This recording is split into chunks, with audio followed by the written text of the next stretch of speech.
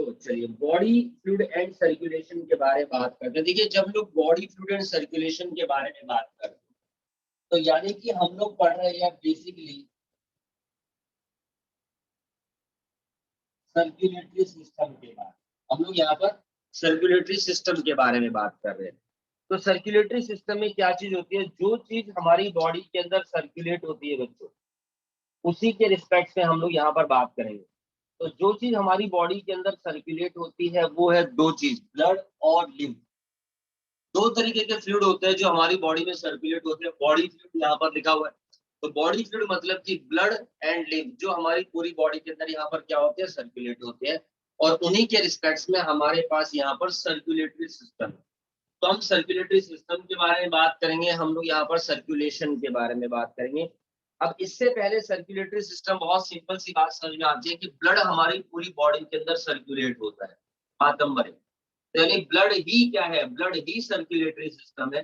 अगर हम बात करते हैं, देखो जब भी हम सर्कुलेटरी सिस्टम के बारे में बात करते हैं तो हम लोग हार्ट के बारे में पढ़ते हैं। हार्ट जो होता है वो दोनों लंग्स के बीच में, सेंटर में। तो heart is not a circulatory system, heart is just a pumping organ. जो चीज सर्कुलेट होती है वो ब्लड है और हार्ट सिर्फ उसको असिस्ट करता है, हेल्प करता है। ठीक, तो सबसे पहले तो सर्कुलेटरी सिस्टम के बारे में बात करते हैं। तो वो सर्कुलेटरी सिस्टम हमारे पास दो तरीके का है। One is open circulatory system और दूसरा है मेरे पास यहाँ पर क्लोज सर्कुलेटरी सिस्टम। एक ओपन सर्कुलेटरी सिस्टम है और एक क्लोज सर्कुलेटरी सिस्टम है। अगर हम बात करते हैं ओपन सर्कुलेटरी सिस्टम, तो इसमें क्या होता है, ब्लड जो होता है पंप होता है हार्ट के थ्रू। ठीक है, ब्लड आपका पंप होता है हार्ट के through into the large blood sinus, यानी जो ओपन स्पेस होते हैं। हम ये भी कह सकते हैं ब्लड ट्रांसपोर्ट या सर्कुलेट विदाउट ब्लड वेसल।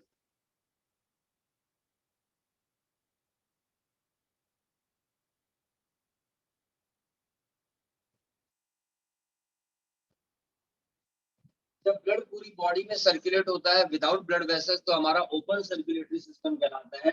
और क्लोज सर्कुलेटरी सिस्टम के अंदर हम लोग क्या देखते हैं कि यहाँ पर ब्लड वेसल्स यूज होती है। तो इसका मतलब कि बहुत क्लियर सी बात पता चलती है कि हमारे अंदर यानी ह्यूमंस के अंदर क्लोज सर्कुलेटरी सिस्टम होता है बच्चे। तो यहाँ पर जो ब्लड होता है वो कहाँ जाता है, इन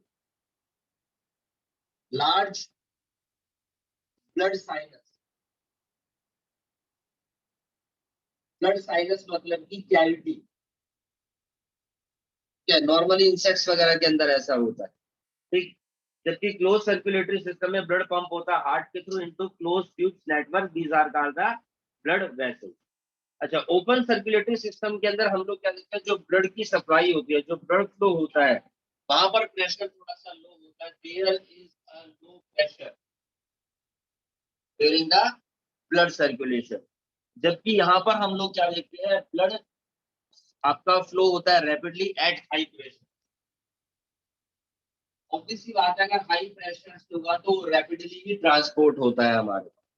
ठीक है, नॉर्मली इस तरीके का जो सिस्टम है वो देखने को मिलता है एनेलिडा के अंदर, कोर्डेट्स के अंदर। एग्जांपल है यहाँ पर एनेलिडा है, कोर्डेट्स है। और जो ओपन सर्कुलेटरी सिस्टम है इंसेक्ट्स वगैरह के अंदर देखने को मिलता है, जिसमें सबसे पहले आर्थ्रोपोडा आता है।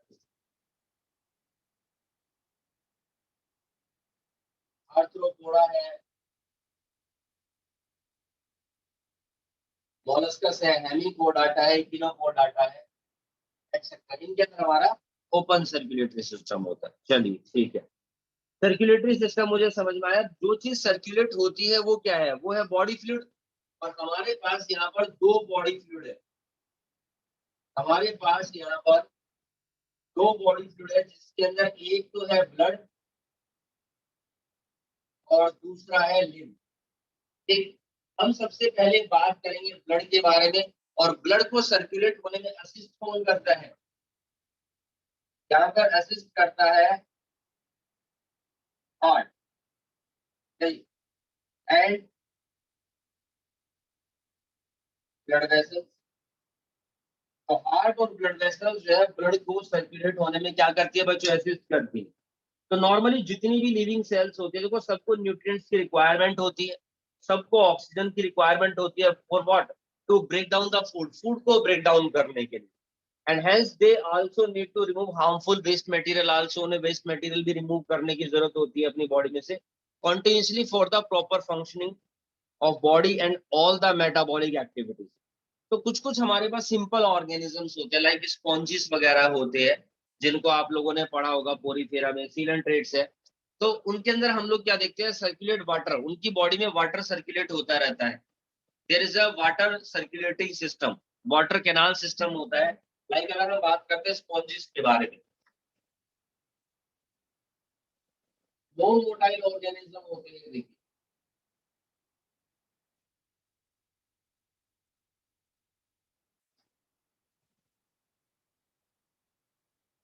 ठीक है, इस तरीके से हमारे पास स्पॉन्जिस होते हैं।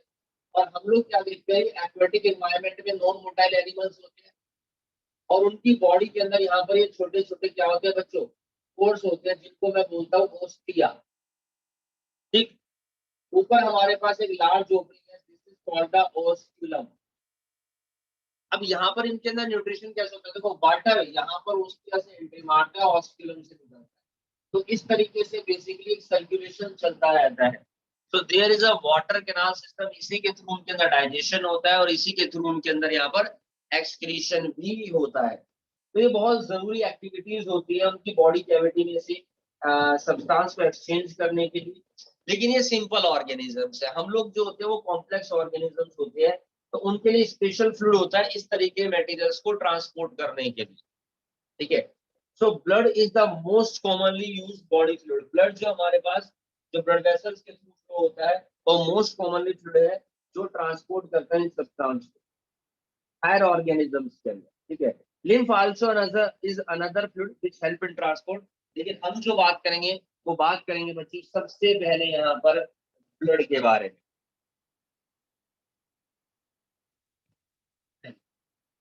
तो जब ब्लड के बारे में बात करते हैं तो हम लोग क्या देखते हैं, ब्लड के अंदर हमारे पास दो पार्ट होते हैं। ब्लड के अंदर हमारे पास दो पार्ट है, जिसमें एक लिक्विड पार्ट होता है, the one is liquid part that is termed as plasma, and another हम लोग क्या देखते हैं, जो कंपोनेंट्स होते हैं वो होती है कुछ सेल्स जो इसी प्लाज्मा के अंदर आपकी फ्लोट करती रहती है, और इन्हीं को हम लोग यहाँ पर बोलते हैं formed elements. These are the formed elements. ठीक है, ये हमारे पास फॉर्म्ड एलिमेंट्स होती है बेटा। तो देखो जो प्लाज्मा है, plasma is the liquid part, बात नंबर एक। फॉर्म्ड एलिमेंट्स के अंदर क्या होता है, फॉर्म्ड एलिमेंट्स के अंदर बेसिकली कुछ कुछ सेल्स आती है, जिसमें एक है हमारे पास आरबीसी, दूसरा है डब्ल्यूबीसी, और तीसरी है हमारे पास यहाँ पर प्लेटलेट्स। तो these are the formed elements basically जो ब्लड के अंदर आपका प्लाज्मा के अंदर फ्लोट होती रहती है। सबसे पहले लेकिन ब्लड के बारे में बात करते हैं। ब्लड हमारे पास एक रेड कलर का बेस्ट लिक्विड कलेक्टिव टिश्यू है। जब ब्लड के बारे में बात,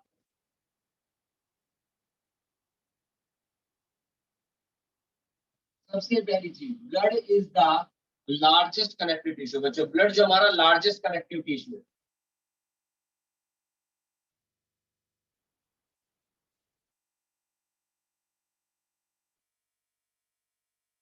रेड कलर का होता है। डिस्कस मतलब कि थोड़ा सा थिक होता है हमारे पास, ये गाढ़ा होता है। ठीक है जी। एंड एक और इम्पोर्टेंट क्वेश्चन कि इसका ओरिजिन कैसे होता है।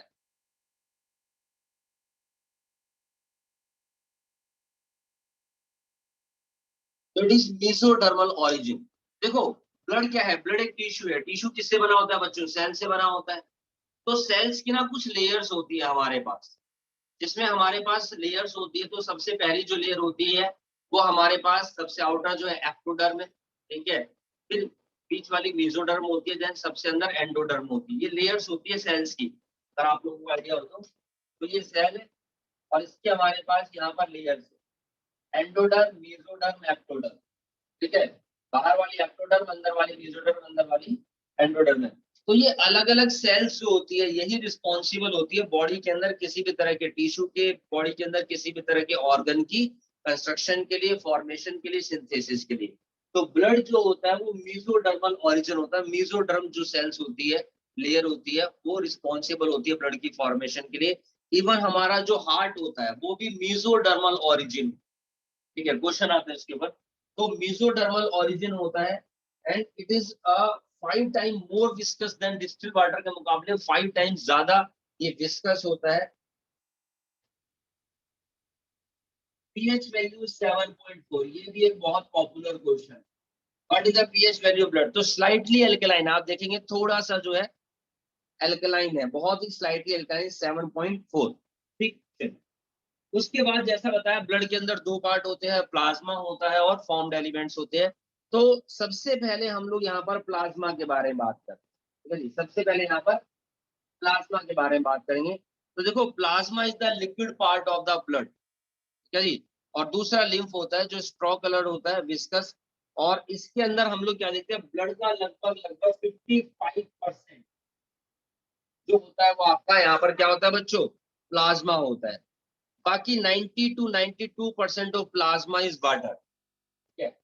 55% प्लाज्मा है ब्लड का, और 90 से 92% जो होता है इसके अंदर वाटर होता है।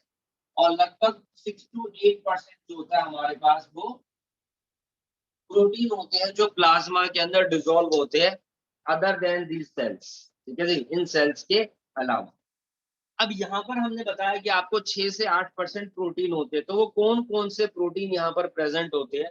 इन्हीं को हम लोग प्लाज्मा प्रोटीन भी बोलते हैं। Those are also termed as plasma protein. Albumin,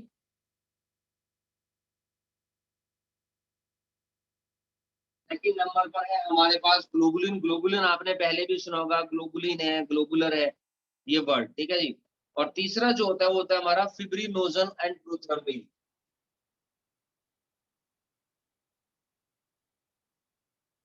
that fibrinogen भी आप लोग लिख सकते हैं, ब्लड की कोगुलेशन में हमारे पास ये हेल्प करता है।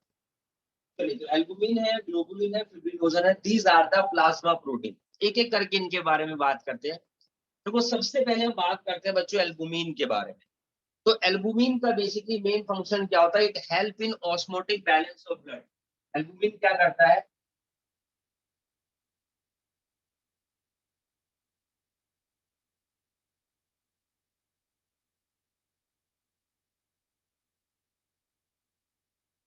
ये ब्लड के ऑस्मोटिक बैलेंस को मेंटेन करके रखता है। अब जैसा कि मैंने बोल दिया कि जो ब्लड है हमारा उसके अंदर 55% प्लाज्मा है, जिसमें से 90 to 92% तो हमारा वाटर है। तो सोचिए, इस वाटर के रेट को मेटाबॉलिज्म करना, रेगुलेट करना बहुत जरूरी है। उसको बैलेंस को मेंटेन करना बहुत जरूरी है, ठीक है। अगर ये वाटर की अवेलेबिलिटी जो होती है कम हो जाती है तो बहुत दिक्कत वाली बात है। और उसी को मेंटेन करने की कौन कोशिश करता है बच्चा हमारे पास? यहाँ पर एल्बुमिन करता है। तो it help in maintaining osmotic balance of the body.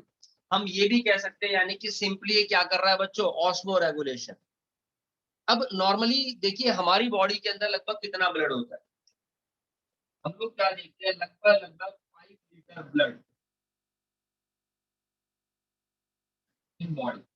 Body के अंदर लगभग लगभग 5 लीटर ब्लड यहाँ पर पाया जाता है, ठीक है जी। जिसके अंदर हम लोग क्या देखते हैं, मेनली बाकी जो बचा हुआ है अपने पास सारा का सारा क्या है बेटा, वो यहाँ पर वाटर है। इसके अंदर भी मेनली हमारे पास सारा का सारा वाटर है। और यही जो वाटर होता है, वाटर के बारे में आपको पता है, water is transfer from higher concentration to lower concentration.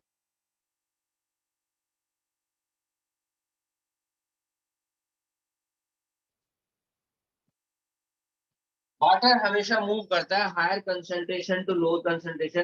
तो भैया 5 लीटर ब्लड हमारी बॉडी में पाया जाता है, जिसके अंदर मेनली हमारे पास वाटर है। And water move from higher concentration to lower concentration by the process of osmosis. जब higher concentration to lower concentration molecules का ट्रांसफर होता है in terms of gaseous molecules, उसको हम डिफ्यूजन बोलते हैं। But in terms of liquid होता है तो वो हमारा ऑस्मोसिस कहलाता है। And blood is the liquid, यानी कि फ्लूइड कनेक्टिव टिश्यू है, लार्जेस्ट कनेक्टिव टिश्यू है, but is the largest fluid connective tissue है बच्चों, ठीक है। तो ये भी हम देखते हैं हायर कंसंट्रेशन से लोअर कंसंट्रेशन वाटर मॉलिक्यूल्स का ही ट्रांसफर होता है। किस तरीके से होता है, मान लो कि हमारे पास यहाँ पर है बच्चों, this is the blood vessel.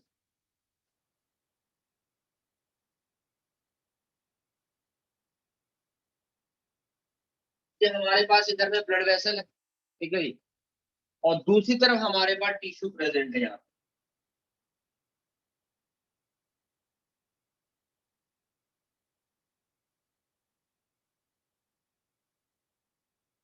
ठीक, ये हमारे पास टिश्यू है, हमारे पास blood vessel, is the tissue.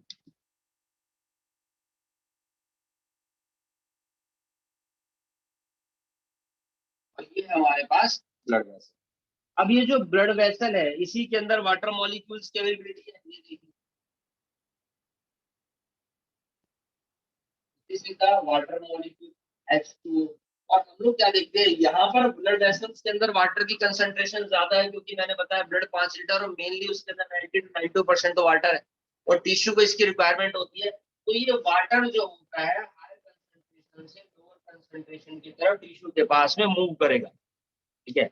लेकिन अगर ऐसा करता है तो ब्लड वेसल्स के अंदर भी वाटर की कमी हो सकती है, ये बात याद रखिएगा कि ब्लड वेसल्स के अंदर H2 की कंसंट्रेशन ज्यादा होती है कंपैरिजन टू टिश्यू। चलिए, हमारे पास यहाँ पर इनके अंदर जो कंसंट्रेशन होती है वो ज्यादा होती है, H2O की ब्लड वेसल्स के अंदर कंसंट्रेशन ज्यादा होती है कंपैरिजन टू टिश्यू। तो ये वाटर ब्लड से टिश्यू में जाएगा, और इस वाटर को, ठीक है जी, ब्लड होल्ड करने के लिए क्या करता है, इस वाटर को ब्लड होल्ड करने के लिए हमारे पास यहाँ पर प्रोटीन छोड़ता है जिसका नाम है एल्बुमिन, ठीक है। ये देखिए यहाँ पर albumin protein, these are the albumin protein। इसको जूम करके थोड़ा सा बाहर दिखा देता हूँ, ये देखिए, ये एल्बुमिन है। तो albumin have high affinity to hold the water molecule. तो ये वाटर मॉलिक्यूल को अपने पास इकट्ठा करके रखते हैं जी। तो ये क्या करता है, एल्बुमिन जो होता है वाटर मॉलिक्यूल्स को होल्ड करके रखता है बच्चों हमारे पास।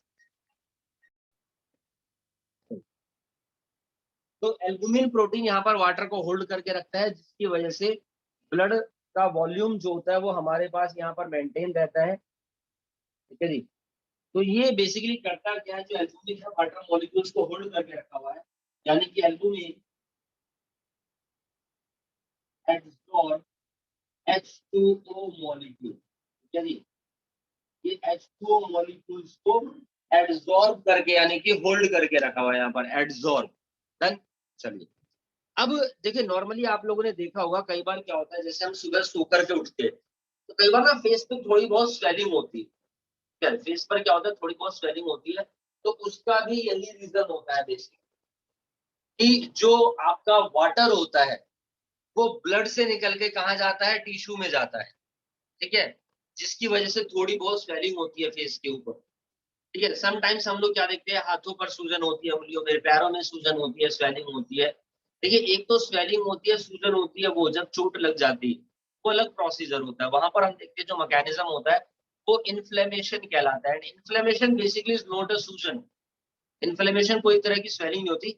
इन्फ्लेमेशन एक तरीके का मैकेनिज्म होता है, मान लीजिए आपके यहाँ पर चोट लग जाती है और वो सूज जाता है, यहाँ पर स्वेलिंग हो जाती है, तो हम तो उसको स्वेलिंग बोल रहे हैं, but basically it is inflammation. क्या होता है कि हमारी बॉडी की जितनी भी सेल्स होती है वो उस जगह पर कलेक्ट हो जाएंगी, और उस चीज को, उस जगह को रिपेयर करने की कोशिश करती है, जिसकी वजह से वहां पर स्वेलिंग है उन सेल्स के एक्यूमुलेशन के कारण, जो रिपेयरिंग सेल्स हो। तो वो एक मैकेनिज्म है बेसिकली चोट को ठीक करने। यहाँ पर जो होता है, क्या होता है, जो ब्लड होता है उसमें से वाटर निकल के हमारे टिश्यू तक जाता है, जिसकी वजह से स्वेलिंग होती है। जब हम एक्टिविटी करते हैं, थोड़ा बहुत ब्लड का सर्कुलेशन फास्ट होता है, वो दोबारा से उसको एब्जॉर्ब करने की कोशिश कर रहा है। चलिए, तो ये स्वेलिंग कई बार इस तरीके से हो जाती है, या फिर जब एज बढ़ जाती है ना, तो बॉडी के अंदर प्रोटीन की कमी हो जाती है। Albumin is also plasma protein, ठीक है। प्रोटीन की डाइट कम होती है हमारे यहाँ पर, हमारे फूड के अंदर, है ना। आप लोग बर्गर, हॉट डॉग, पिज्जा ही खा रहे हैं, दाल कौन खा के पसंद करता है, दालें जो होती है उनके अंदर प्रोटीन होता है, ठीक है। तो जो पल्सेस होते हैं, तो वो प्रोटीन रिच डाइट हमारे को लेनी चाहिए।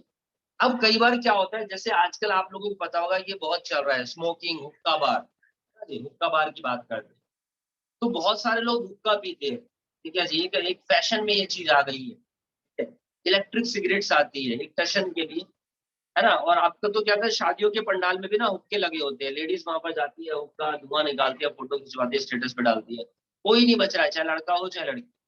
अब देखिए क्या होता है, जो लोग हुक्का पीते हैं बेसिकली, मैं आपको बताऊं तो, या स्मोकिंग भी करते हैं, तो उसको ना पीने के लिए, उसको जो है धुएं को एक तरीके से अंदर खींचने के लिए बहुत ज्यादा प्रेशर लगाना पड़ता है, ठीक है, अंदर तक।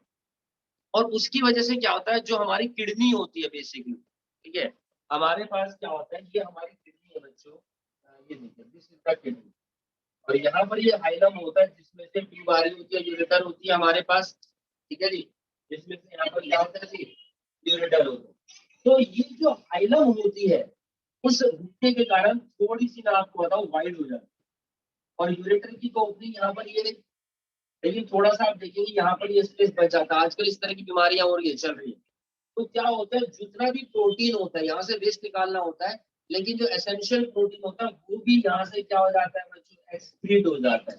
वो एसेंशियल प्रोटीन भी हमारे पास यहाँ से एक्सक्रीट हो जाता है, जिसकी वजह से क्या होता है, बॉडी के अंदर प्रोटीन की कमी हो गई है, तो स्वेलिंग के बहुत ज्यादा इशू यहाँ पर हमारे पास है अवेलेबल। तो ये काफी इश्यूज हैं जो चल रहे हैं इससे रिलेटेड। तो उसकी वजह से क्या होती है, स्वेलिंग हो जाती है, नहीं, उसकी वजह से क्या होती है, स्वेलिंग होती है। अच्छा, जरूरी नहीं है कि जो लोग स्मोकिंग कर रहे हैं, हुक्का कर रहे हैं, उन्हीं के साथ इशू है। बॉडी के अंदर पानी की कमी हो जाती है, उसकी वजह से भी ऐसा होता है। बॉडी के अंदर प्रोटीन की कमी है, उसकी वजह, तो प्रोटीन रिच डाइट लेनी चाहिए। पल्सेस जो है, दालें वो खानी चाहिए, है ना, ज्यादा नहीं तो हफ्ते में 2 बार या 3 बार।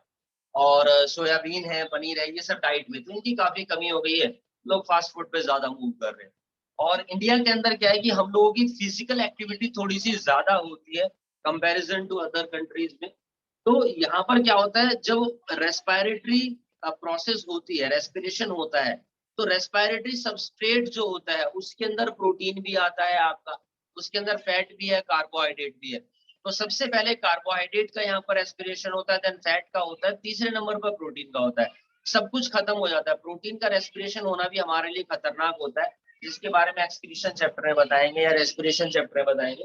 तो किडनी के ऊपर उसका डायरेक्ट इम्पैक्ट यहाँ पर पड़ता है। तो इसी वजह से यहाँ पर एल्बुमिन होता है। तो मैं बता रहा हूँ, जो स्वेलिंग का जो इशू है, ये रीजन है। तो वाटर ब्लड से बाहर आकर के क्या होगा, सारा का सारा टिश्यू में एक्यूमुलेट हो जाता है। और प्रोटीन की डेफिशिएंसी के कारण भी ऐसा होता है, ठीक है जी, ठीक है।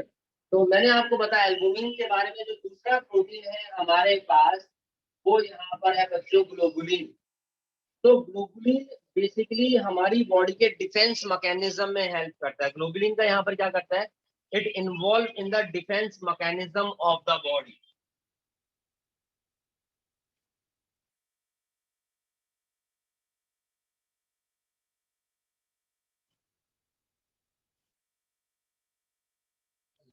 ये बॉडी के डिफेंस मैकेनिज्म में हेल्प करता है। देखो ये ग्लोबुलिन वर्ड जो है कहाँ से आया, तो बेसिकली ग्लोबुलर प्रोटीन होता है हमारे पास, this is the globular protein, these are the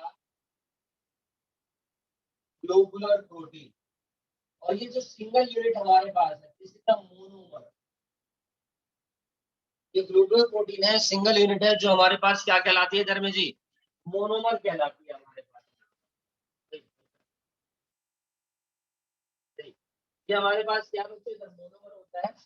ठीक, आपने सुना होगा जैसे हमारे पास प्रोटीन होता है आई जी, क्या जी, आई जी ए, आई जी बी, सुना होगा ना, जैसे आई जी ए, आई जी जी।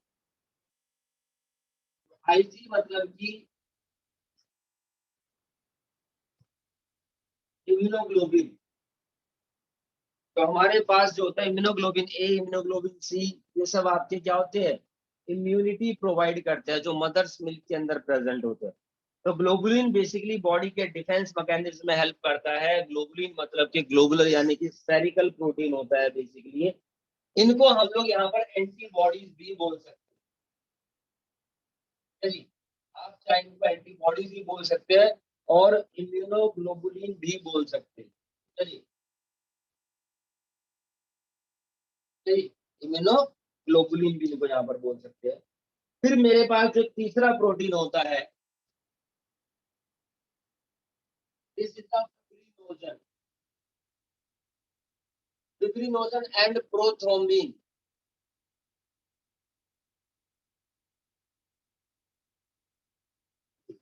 ये बेसिकली किस चीज में हेल्प करते हैं? Help in blood clotting.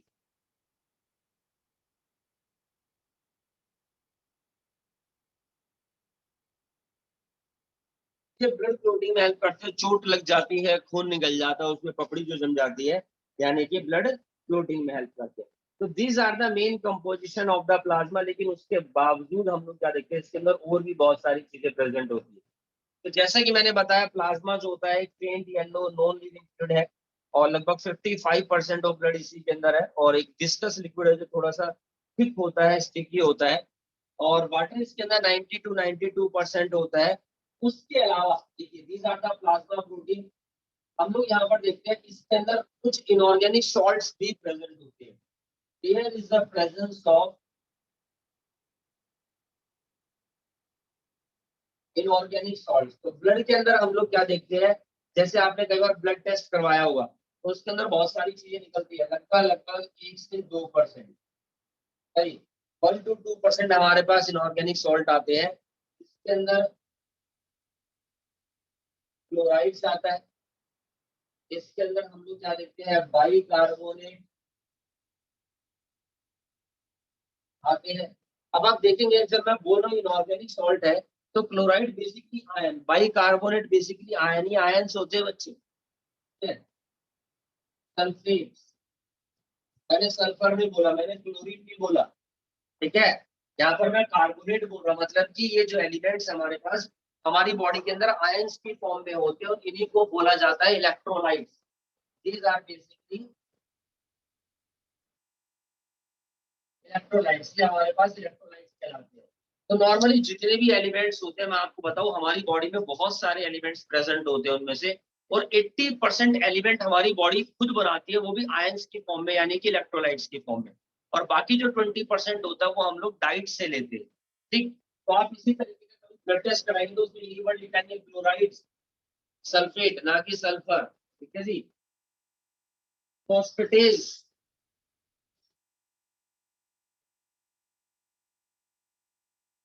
so these are the basically ions। अब फॉस्फेटेज किसके होते हैं जी हमारे पास?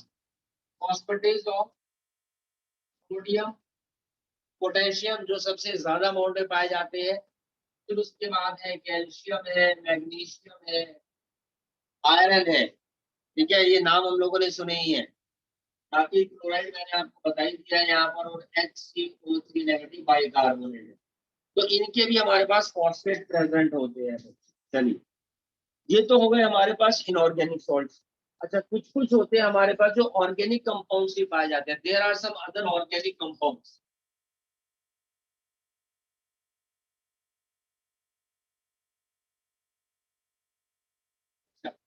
मान लीजिए आप कभी भी कोई ब्लड टेस्ट करवाते हैं, तो जैसे ना इनका अमाउंट लिखा होता है ब्लड रिपोर्ट के अंदर कि क्लोराइड आपकी बॉडी में नॉर्मल वैल्यू इतनी होनी चाहिए, आपकी इतनी बड़ी हुई है, इतनी बड़ी है।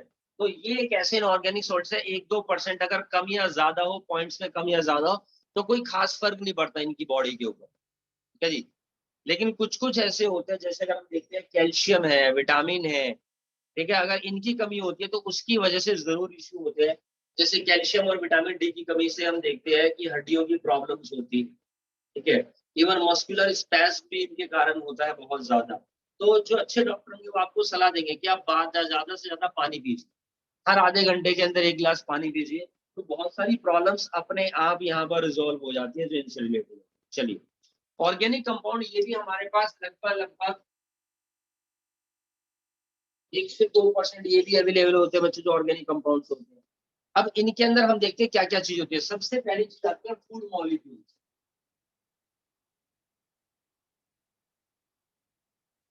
सबसे पहले फूड मॉलिक्यूल। अब देखो इसमें क्या आता है, ग्लूकोज है, अमीनो एसिड है, फैटी एसिड है, विटामिन है, ये सारी चीजें आती है।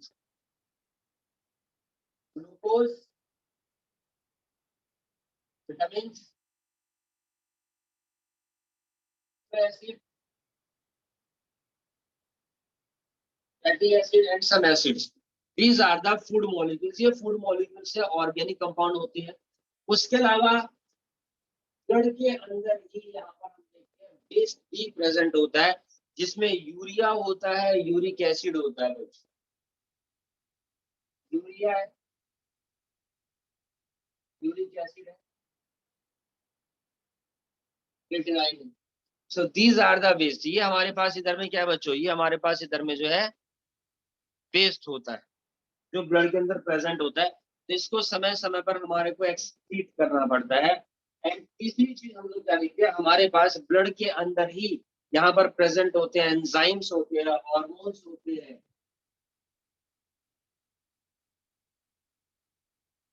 एंजाइम्स है, हार्मोन्स है, एंटीबॉडीज है, ये सब चीजें ब्लड के अंदर प्रेजेंट होती है। ठीक है जी, चलिए अब देखिए इन्हीं के बारे में बात करते हैं। जैसे मैं बात करता हूँ आप लोगों से ग्लूकोज के बारे में, तो नॉर्मली ग्लूकोज क्या है, फूड मॉलिक्यूल है, लेकिन ये ब्लड शुगर है। नॉर्मल ब्लड शुगर जो होता है हमारी बॉडी का, वो होता है 120 टू 180 mgs पर 100 ml ऑफ ब्लड। समझे, ब्लड जो होता है उसके अंदर हम देखते हैं ब्लड शुगर जो होता है, ग्लूकोज का लेवल भी होता है। आपने कई बार देखा होगा जो ब्लड ग्लूकोज लेवल होता है, डॉक्टर बताते हैं जी कितना होना चाहिए कितना नहीं होना चाहिए। ठीक है, तो glucose basically blood sugar level को रेगुलेट करता है, बताता है। उसके अलावा जो यूरिया है, chief nitrogenous waste, main nitrogenous waste होता है जो यूरिया होता है, जिसको समय समय पर एक्सक्रीट करना पड़ता है। ठीक, एंजाइम्स, हार्मोन्स, एंटीबॉडीज आप लोगों को बताइए। एक मेन चीज दैट इज द सीरम, बहुत इंपॉर्टेंट है हमारे पास। देखो जो सीरम होता है बेसिकली एक तरीके का प्लाज्मा होता है, but plasma without clotting factor. Serum क्या है मेरे पास, प्लाज्मा विदाउट क्लोटिंग फैक्टर। जिसके अंदर क्लोटिंग फैक्टर नहीं होता वो हमारा प्लाज्मा जो है वो सीरम कहलाता है। जैसे कई बार चोट लग जाती है, मवाद वगैरह पड़ जाता है, ये अच्छी चीज भी होती है, क्योंकि इसके अंदर हम लोग क्या देखते हैं, एंटीबॉडीज होते हैं। एक तरीके से किसी भी तरह के जर्म्स और बैक्टीरिया को ये बॉडी के अंदर एंट्री नहीं मारने। देखा जाए चोट लग जाती है उसके बाद जो मवाद जो होता है ना, व्हाइट व्हाइट सा लिक्विड जो होता है, फोड़े फुंसियां बढ़ जाता है, तो वो वहां से किसी भी तरह के जर्म्स बैक्टीरिया को अंदर एंट्री नहीं मारने देता है, और वो जमता भी नहीं है, वो क्लोट भी नहीं होता। तो विदाउट क्लोटिंग फैक्टर जो होता है वो हमारे पास यहाँ पर ये सीरम अवेलेबल। तो plasma without the clotting factor is called the serum. So this is all about the plasma बच्चों। ये यहाँ पर प्लाज्मा की बातें थी, प्लाज्मा की कंपोजिशन थी। अब इतनी सारी कंपोजिशन है, तो यानी इस प्लाज्मा का कोई ना कोई फंक्शन भी होता होगा। अब हम बात करेंगे यहाँ पर फंक्शन ऑफ प्लाज्मा। प्लाज्मा के बहुत सारे फंक्शन हमारे पास होते हैं और बहुत ही मेन रोल होता है। जितना मैंने अभी तक बताया, एक क्वेश्चन वहां से जरूर बन जाता है हमारा। ठीक, देखिए जब प्लाज्मा के फंक्शन के बारे में बात करते हैं, तो सबसे पहली चीज, सबसे पहला पॉइंट, ट्रांसपोर्ट। इसी के अंदर आपके इनऑर्गेनिक सॉल्ट्स है, इसी के अंदर ऑर्गेनिक सॉल्ट्स है, इसके अंदर एंजाइम्स भी है, हार्मोन्स भी है। तो ये रिस्पॉन्सिबल होता है help in transport of nutrients, nutrients के ट्रांसपोर्ट में, रेस्पिरेटरी गैसेस के ट्रांसपोर्ट में, मेटाबॉलिक वेस्ट को रिमूव करने में, एंड हार्मोन्स वगैरह के ट्रांसपोर्ट में। यानी एक तो फंक्शन होता है इसका सबसे पहले ट्रांसपोर्ट में, इसका सबसे मेन रोल होता है हमारे पास। ठीक, दूसरी चीज प्लाज्मा के बारे में बहुत बहुत बहुत इंपॉर्टेंट है, it also maintaining the pH.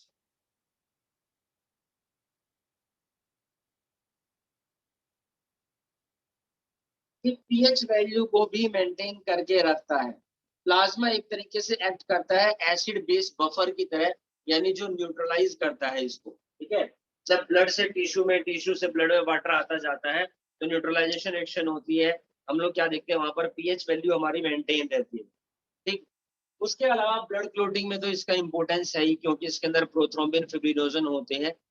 Immunity provide करता है, क्योंकि इसके अंदर ग्लोबुलिन प्रोटीन भी होते हैं, एंटीबॉडीज होते हैं। और तीसरी चीज,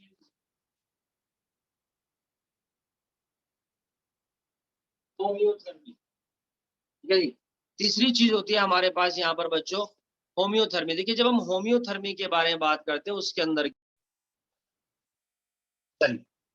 तो इसका होम्योथेरेपी का मतलब यहाँ पर क्या होता है, बेसिकली ये बॉडी के अंदर बॉडी के टेम्परेचर को मेंटेन करके रखता है, क्या जी, with respect the outside environment, maintain the body temperature.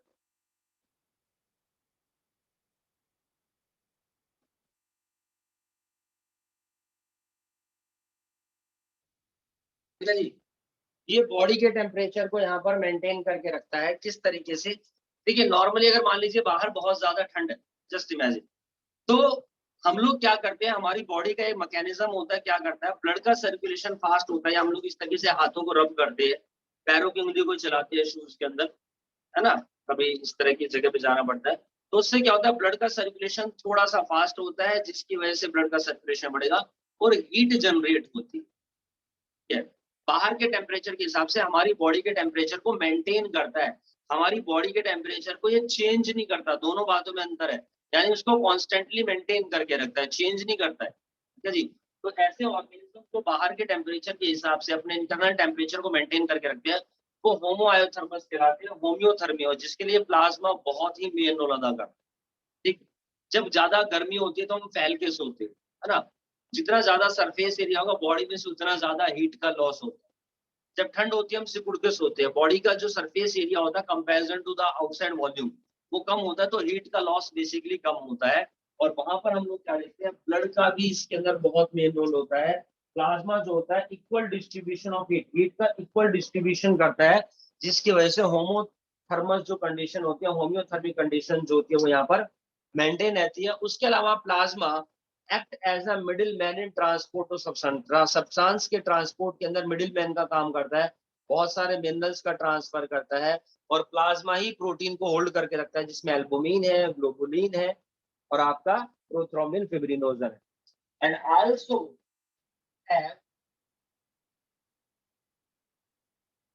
Blood cell, ये आपका ब्लड सेल्स को भी कैरी करके रखता है, जिसमें आरबीसी है, डब्ल्यूबीसी है और प्लेटिलेट्स होते हैं बच्चों।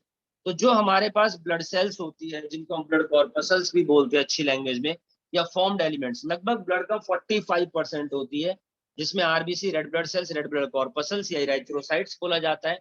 आप कहीं ब्लड टेस्ट वगैरह कराते हैं, उस पर इराइथ्रोसाइट्स लिखा होगा, ल्यूकोसाइट्स लिखा होगा, बल्कि इनकी भी सब सेल्स होते हैं, उनके नाम लिखे होंगे, ना कि आरबीसी, डब्ल्यूबीसी। ठीक, तो डब्ल्यूबीसी व्हाइट ब्लड कॉर्पसल या ल्यूकोसाइट्स, और देन प्लेटिलेट्स होती है थ्रोम्बोसाइट्स बच्चों। एक एक करके इन फॉर्म्ड एलिमेंट्स के बारे में बात करेंगे अब हम लोग यहाँ पर। देखिए हमारे पास यहाँ पर हम बात करें बच्चों फॉर्म्ड एलिमेंट्स के बारे में, जिसमें सबसे पहले हमारे पास है यहाँ पर आरबीसी, जिसको आरबीसी भी लिखते हैं, रेड ब्लड सेल्स या फिर red blood corpus, in the best language of biology, और मेडिकल टर्म में या बायोलॉजी की अच्छी लैंग्वेज में इनको हम बोलते हैं यहाँ पर एराइथ्रोसाइट। दीज आर कॉल्ड द एराइथ्रोसाइट्स, यानी कि आरबीसी कहलाती है।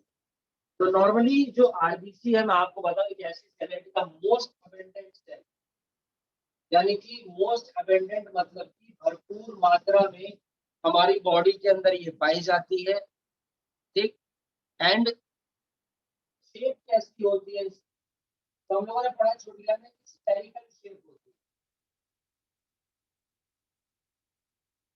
लेकिन जब हम टॉप व्यू से देखते हैं, अगर हम इसको साइड व्यू से देखते हैं, तो आप देखिए शेप होती है लगभग लगभग इस तरीके की होती है, जैसा बाई कॉनकेव, कॉनकेव, कॉनकेव, तो इट इज अ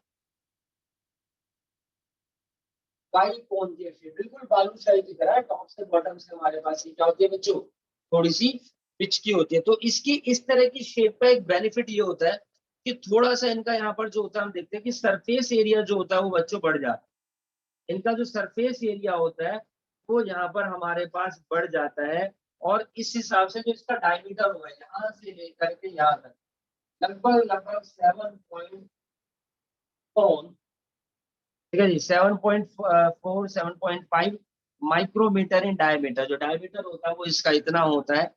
अब यहाँ पर हम लोग क्या देखते हैं कि जहां से नैरो है वहां पर इसकी जो डेप्थ होती है वो 1 माइक्रोमीटर होता है, और दूसरी तरफ ये 2 माइक्रोमीटर। एक खास बात और होती है इन आरबीसी के अंदर, वो हम लोग यहाँ पर क्या देखते हैं कि जो आरबीसी है हमारे पास, इसकी जो आउटर लेयर देख रहे हैं आप, this is the donors membrane. इसको हम लोग यहाँ पर डोनर्स मेम्ब्रेन बोलते हैं। और इसकी खास बात क्या होता है कि मान लीजिए अगर हमारे पास कोई भी पतली ब्लड वेसल, चलिए ये हमारे पास ब्लड वेसल, ठीक है, और ये आरबीसी मैं कह रहा हूँ यहाँ पर है, तो ये स्क्वीज होकर के इसमें से निकल जाती है, यानी कि अपनी shape इस तरीके से कर लेती है। चलिए इसके अंदर से वो इधर से निकल जाती है ना, जैसे आपने देखा होगा बिल्ली होती है अपनी शेप चेंज करके गेट के नीचे से निकल जाती है ना कई बार, तो इस तरीके से अपनी शेप चेंज करके वो यहाँ से जो नैरो ब्लड वेसल्स होती है उनमें से स्क्वीज हो जाती है। These are come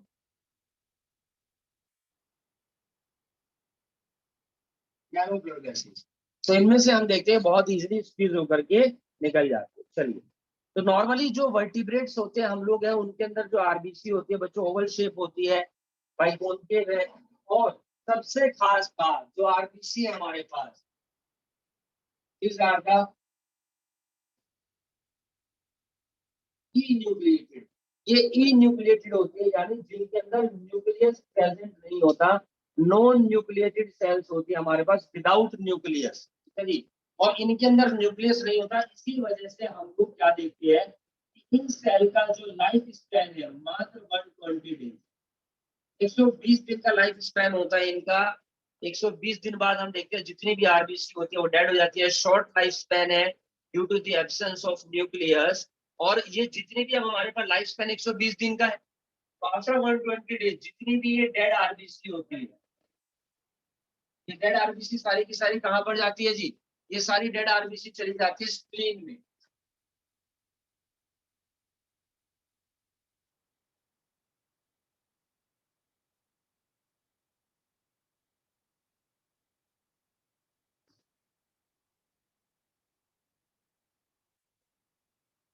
this is the spleen. तो हमारे पास दूसरे हाथों की स्प्लीन है, और स्प्लीन जो होता है आपका एक तरीके से जो है बीन शेप स्ट्रक्चर होती है, जो लोकेटेड होता है कहाँ पर, ये हमारे पास स्टमक है,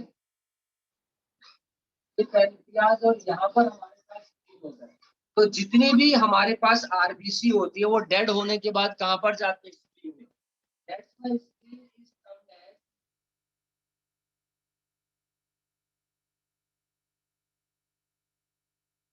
ग्रेवयार्ड ऑफ आरबीसी। स्प्लीन को ही हम लोग यहाँ पर बोलते हैं बच्चों ग्रेवयार्ड ऑफ आरबीसी। तो जितनी भी आरबीसी होती है वो यहाँ पर चली जाएगी ग्रेवयार्ड ऑफ आरबीसी, यानी कि ग्रेव यानी मुर्दा घर, तो सारी की सारी स्प्लीन में चली जाएगी। और स्प्लीन वहां पर क्या करता है, इनको डिस्ट्रॉय कर देता है। स्प्लीन का फंक्शन क्या होता है, spleen destroy the dead RBC. ये जितनी भी हमारे पास डेड आरबीसी होती है उनको क्या करता है, डिस्ट्रॉय करता है। That's why spleen is also termed as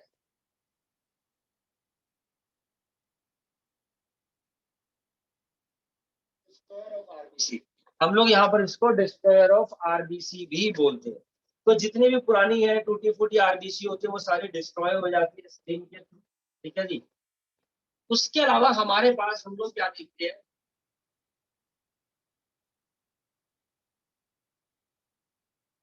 इसी तरह लीवर, ये हमारे पास लीवर है, और लीवर के अंदर हम लोग क्या देखते हैं, ये लेफ्ट लोब है, इसका left lobe, this is the right lobe of liver, सही।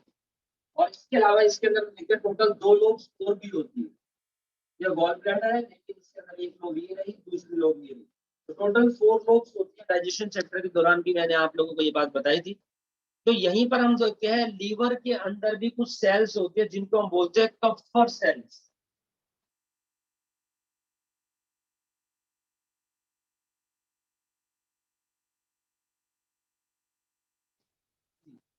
These are the Kupffer cells, और इन्हीं को बोला जाता है reticulo endothelial cells, also reticulo endothelial.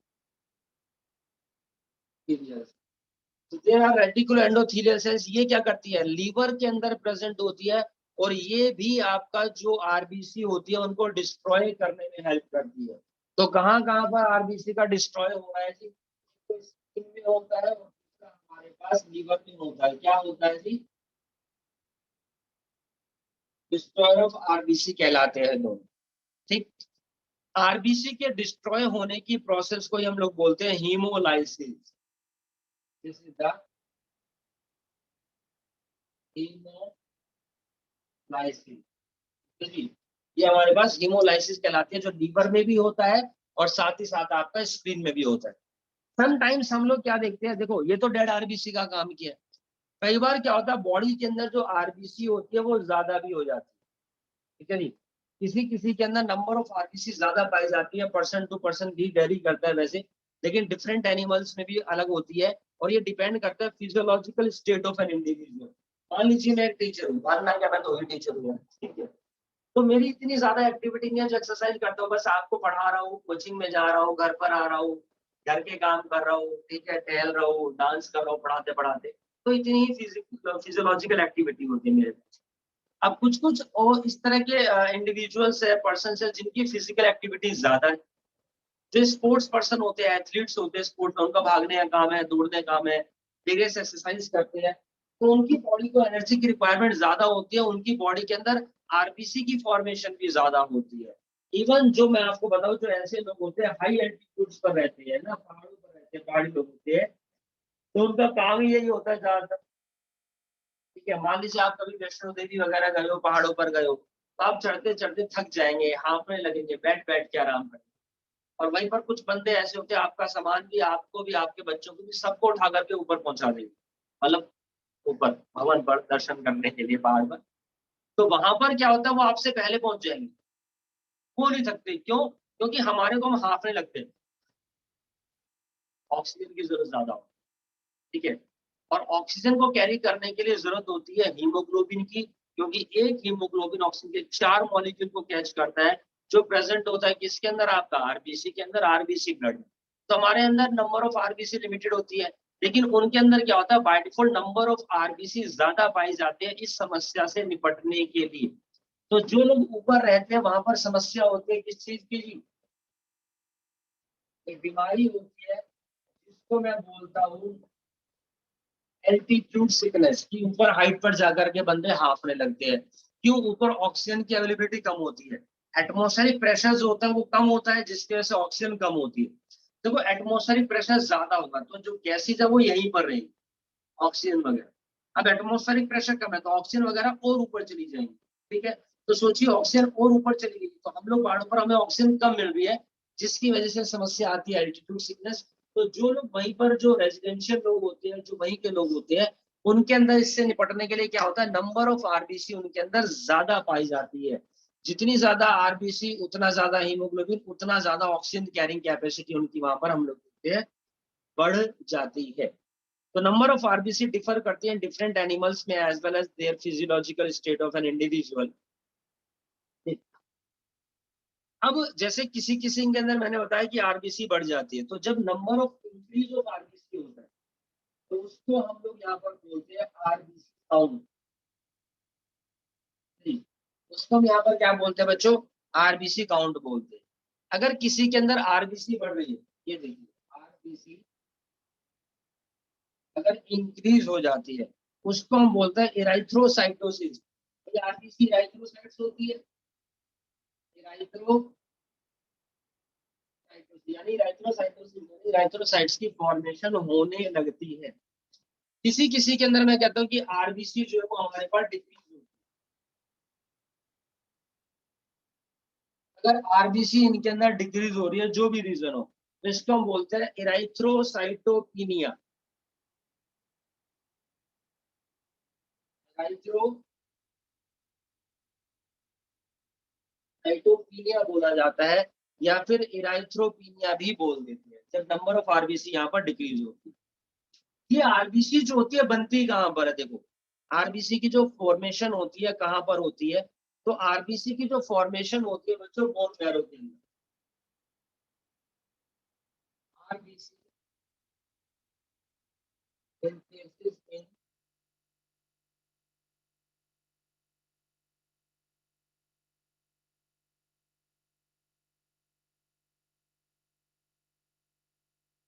bone marrow।